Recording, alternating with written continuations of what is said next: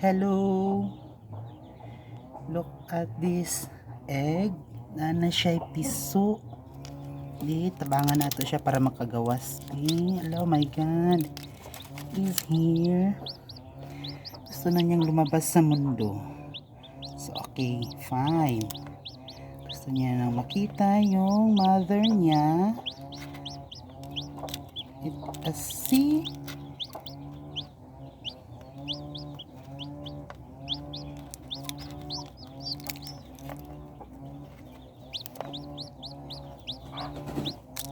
Okay, guys. Ayan na siya. I'm coming out. Oh my goodness. I want the world to know. I gotta let it show. Guys, look at this. Oh my goodness.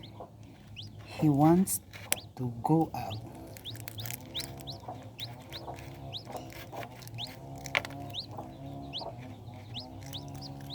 God, okay, he already out. Nakalabas na yung paa niya. So, okay. Kaya mo yan. Kaya mo yan. Ayan guys, gusto niya niyang labas. Okay, I will crack this one. Oh my God, ayan na po. Ayan na siya.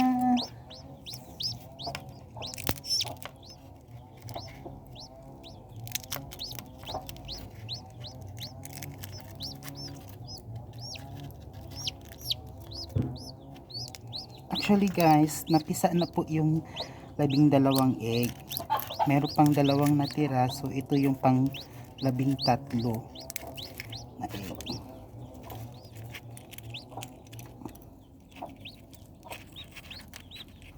So maybe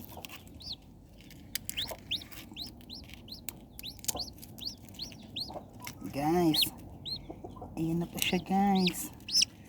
Oops, dyan ka muna. Oh.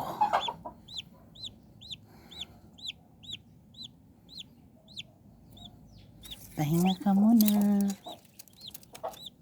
Siya. Oops, oops, oops. Medyo basa pa siya. So, for now, dyan muna siya sa kanyang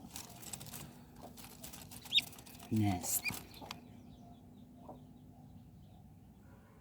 Yan po siya. And then, ito yung pang 14 na egg. Medyo hindi pa siya naninisa. Hindi pa siya medyo parang malapit na rin siya guys. Yan po oh. Hello! Pahinga ka muna dyan.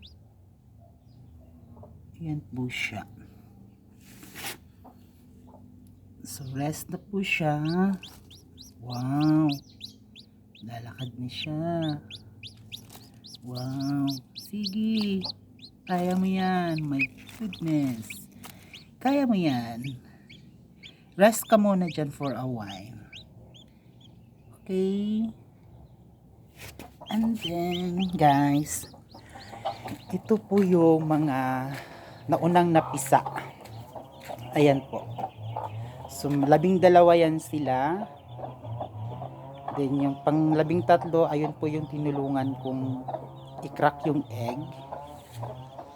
Then, baka nagtaka kayo kung bakit may mga, mga sagbot.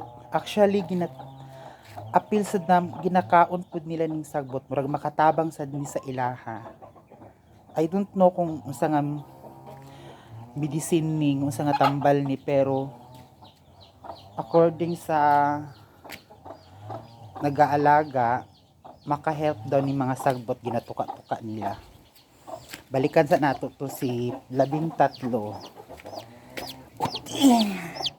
Hello, diyan ka muna ha. Hanggang sa matuyo ka. Okay, bye-bye. Ingat yan. Huwag ka munang maglabas. Wow.